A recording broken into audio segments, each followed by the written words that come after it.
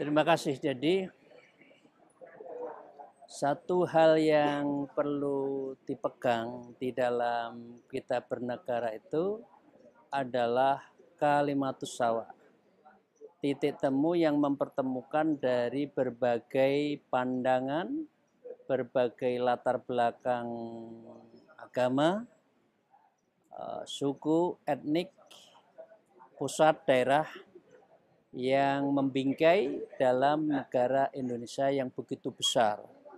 Dari sisi geografis maupun dari sisi populasi penduduk.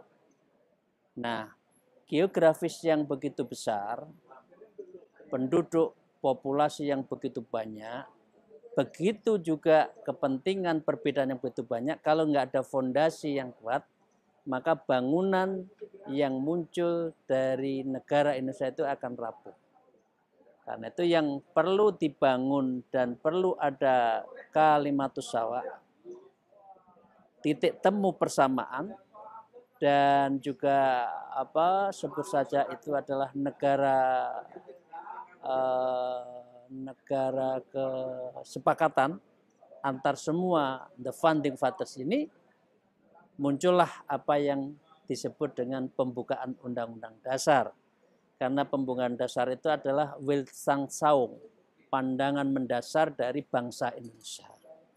Nah, saya menulis buku ini berdasarkan 4 prinsip, 4 poin. Yang pertama adalah mengapa negara ini harus berdasarkan ke musyawarah ya, dan tidak berdasarkan diktator ya, bahwa pemimpin, penguasa segalanya tidak, tapi harus musyawarah.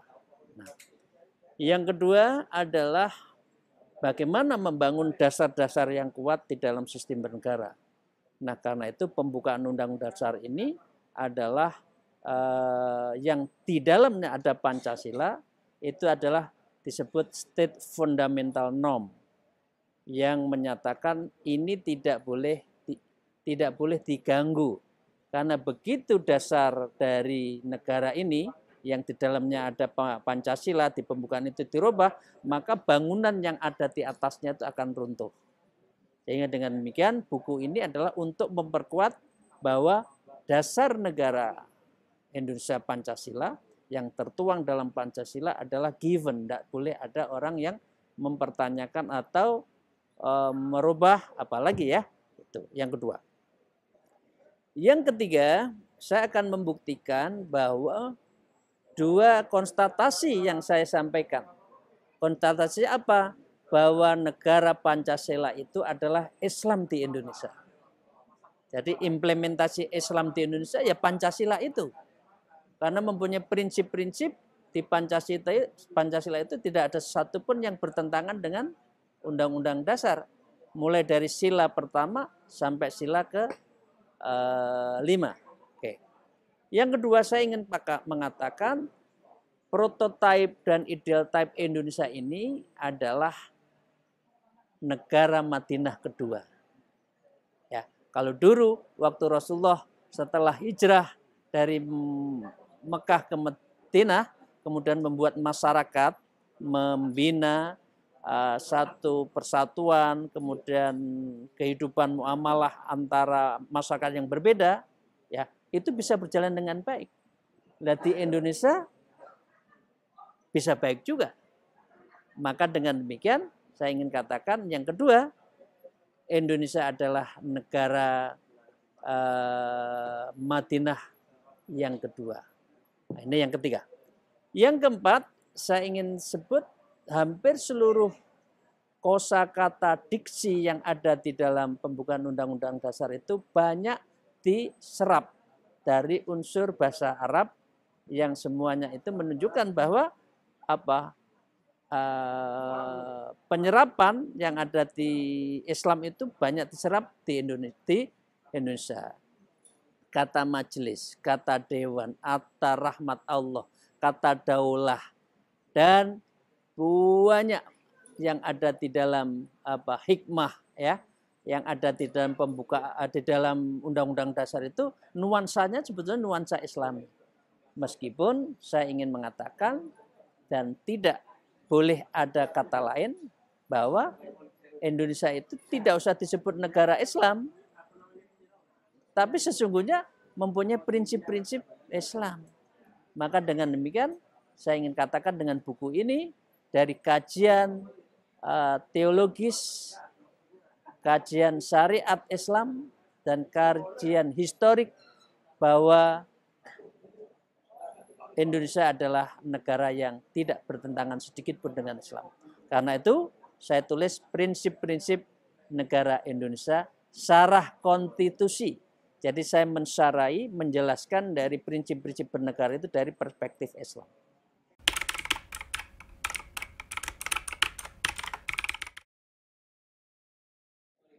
Saya tidak ingin mengatakan buku ini buku terbaik dengan segala hormat. Tapi insya Allah buku ini bisa menerangkan terhadap orang yang salah paham atau orang yang pahamnya salah atau orang yang tidak mau tahu terhadap Pancasila hubungannya dengan agama.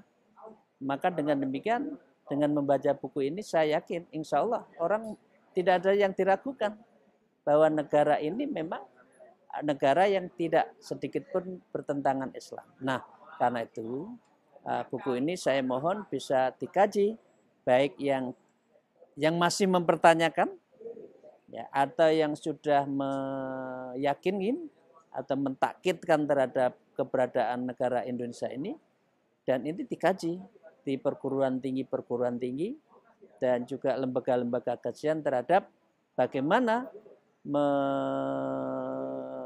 melihat hubungan antara agama dan negara. Dan ini menjadikan satu kekuatan Indonesia yang heterogen ini diberi fondasi yang kuat melalui prinsip-prinsip bernegara yang saya tulis ini.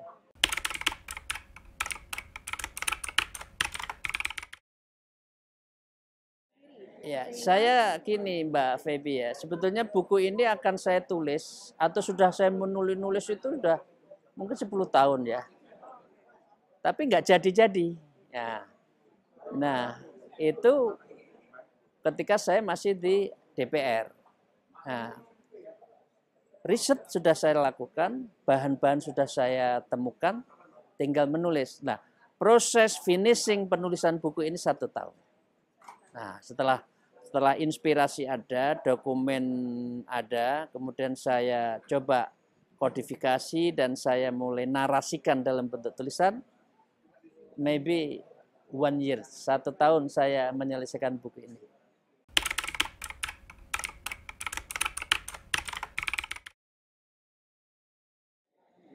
Yang mendorong, mengendorse buku ini harus segera selesai. Yang pertama, memang situasi nasional itu masih perlu meyakinkan pada sebagian orang yang masih suka mempertanyakan hubungan negara dan agama. Satu sisi ya. Di sisi yang lain, saya mengendorse ini ada motivasi yang kuat setelah 3 tahun saya tidak menulis, tidak melaunching buku. Launching saya terakhir itu di usia 60. Saya menulis buku tentang sufi, tentang tasawuf. Nah, ini pas usia saya 63, 3 tahun berikutnya saya di-endorse dan akhirnya Allah menakdirkan buku ini selesai.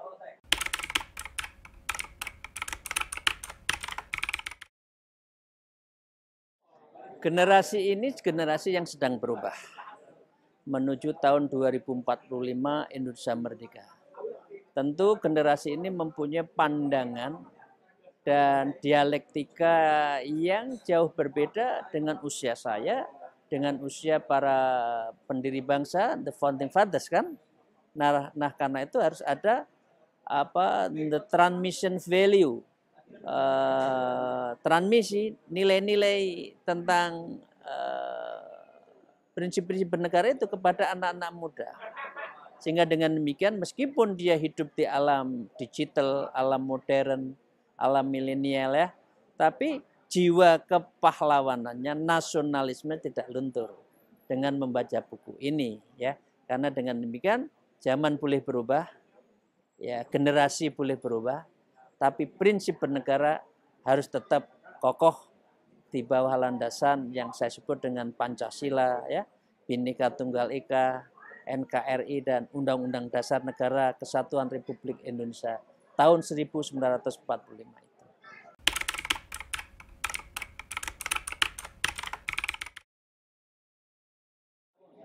Tentu transmisi dan sosialisasi perlu ya, karena ini buku baru. Karena itu perlu diintroduce di kampus, di pesantren, di anak-anak muda yang perlu memahami antara prinsip bernegara dengan kehidupan yang nyata ini. Yang kedua, bahwa kehidupan nyata itu tidak boleh lari dari prinsip ini. Satu sisi. Sisi yang lain, prinsip bernegara juga living konstitusi, living demokrasi. Artinya prinsip negara itu harus tetap menjaman. Nah, dengan buku ini saya meyakini insya Allah menjaman. Dan ini tetap bisa dibutuhkan dalam kondisi situasi apapun. Dan semoga Indonesia tetap kuat, tetap jaya. Apalagi kita akan menjadi Indonesia Emas tahun 2045, negara maju, maka fondasinya harus kuat. Nah, itu yang saya inginkan dan itu adalah the mission sacred atau misi suci saya agar buku ini bisa menjadi bacaan yang berkualitas dan memberikan motivasi anak-anak muda agar mempunyai nasionalisme, jiwa patriotisme yang tinggi di tengah zaman yang serba berubah.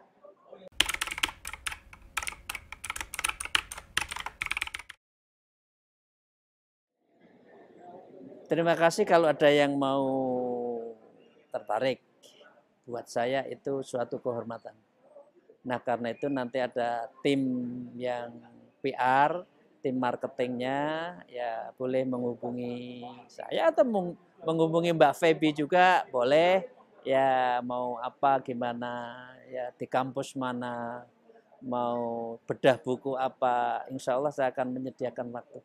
Agar ini ada diintroduce menjadi prinsip dan pandangan baru anak-anak muda di dalam kehidupan yang mondial, yang betul-betul maju ini, tetapi akarnya tetap Indonesia. Karena mengerti terhadap prinsip-prinsip negara Indonesia yang saya sarai dari prinsip Islam itu.